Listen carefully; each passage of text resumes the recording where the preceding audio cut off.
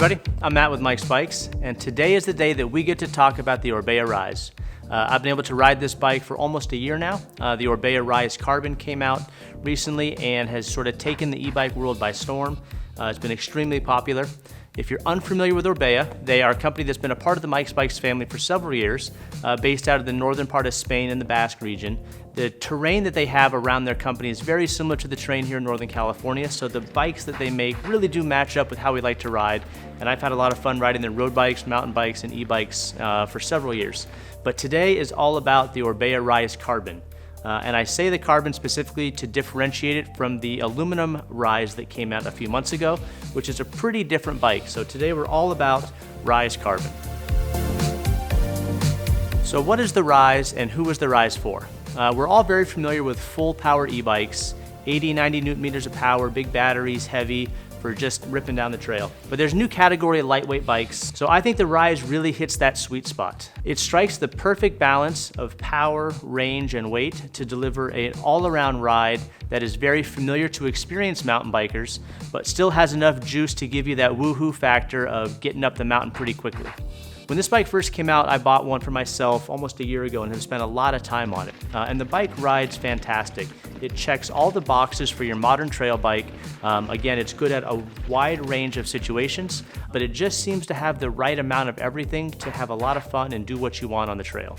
So given what the Rise is, it really shines on kind of all around single track trails, fire roads. I prefer to ride it on more technical tight stuff. The geometry and the weight of the bike make it much more maneuverable than a big full power bike. So if you're gonna be blasting up fire roads and down really steep stuff, by all means go full power. But if your trails have some up and down, some left and right, maneuvering through trees, getting up and over roots, and you have to kind of maneuver the bike and put a little bit of body into it, the weight of the bike makes this bike much easier to handle and maneuver in kind of tighter, twisty, more technical single track. So for me around here, Tamarancho, China Camp, some of those areas really show off how good the Rise is at a wide range of things. So how did Orbea come to this perfect balance of an e-bike? They took the Shimano EP8 motor, which has the capability to go full power, 85 newton meters, but they tuned it down, what they call their RS tune, to a max of 60 newton meters. So that lower power consumption allows them to run a much smaller battery, much lighter weight. So you have a 360 watt hour battery, and you put this on a 140, 150 mil travel bike, and you have a mid 30 pound bike that feels amazing, it feels normal, but you have the power when you need it. All right, so let's talk about geometry, because that's really core to how this bike handles and what makes it great. Let's start with the head angle. The angle of the front end, the angle of the head tube that puts the wheel out in the right spot. On this bike is a 65.5 degree, and that's with the 150 fork. It goes to 66 if you have the 140 fork. And what that controls is how quick the bike handles versus how much your weight is back and how much confidence you get going down straight, steep, fast stuff. So this bike being an all-arounder, you don't want to go too slack like a 63 or a 64 degree head angle. That's left for the big full power long travel e-bikes like the Orbea Wild or some of the other bikes that are out there. This being an all-around bike, it needs to maintain some precise steering to give you the ability to change direction quickly. So it really hits that sweet spot at 65.5. The reach number, which is how far out the front end of the bike is basically from your center of gravity, that sits you in a nice balanced position. 450 in a medium, 475 in a large, are spot on with what's kind of the best out there right now. And then the other thing that really contributes to the maneuverability of the bike is the chainstay. You've got a 29-inch wheel and you have an e-bike motor, so you have a lot to contend with. So Orbea was able to bring that into a 445, which is pretty much best in class for short chainstays. The shorter that chainstay, the more the wheel is tucked under you, the quicker you can get around corners. So again, all of these things lend themselves to how easy you are to maneuver tighter, twistier trails, up and down, left and right, all those little things, without having to sacrifice it when you really do want to open it up and get out in high speed. All right, so let's talk models and specs and all that great stuff. There are several models of the Carbon Rise, starting at about $7,000 and going all the way up to $12,000 and everywhere in between. This particular bike is the special edition version of the LTD that we worked out with Orbea as a way to hit a certain price point and get a certain bike.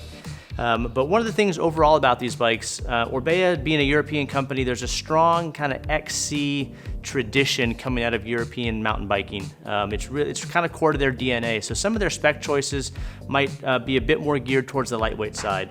So I have the bike you see behind me, and a couple things that I've done to the bike to kind of beef it up and make it a bit more capable. First, heavier tires. Comes with Maxxis Recons that are nice and fast and lightweight, but I wanted something with a little bit more knob on it for traction around here. It's a pretty short dropper. You know, if you're really riding steep stuff and you really want to get your seat down, I went with a 175 dropper, the Fox Transfer, the same one that's on there, just to get a little bit more lower. And then the other thing is they really wanted to keep the front end clean. So if you notice, if you look online, there's no head unit. There's no way to see what mode you're in or what the power is.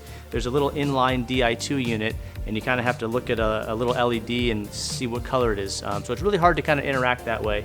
But the cool thing is that the Shimano system pairs with a Garmin 530 or a larger Garmin, and you can add fields to your Garmin to show you exactly how much power you have down to the individual percent, 97, 96, 95, etc., and it'll tell you what mode you're in. So that's, I think, actually a better solution all around, because you're going to run your Garmin anyway, and then you don't also have a clunky head unit there. So with that little kind of hack upgrade, it's a neat combination that kind of gives you the best of everything. So it's a really, really fun bike. I'm having so much fun on it. It's the perfect balance of everything. In this lightweight category, it's definitely the best e-bike I've ever ridden, and I think you should check it out now. All right, so if you have any questions about this bike, pop into our shops, hit us up online, throw a comment down below. We have ninjas and wizards standing by ready to answer your questions. Thanks, everybody.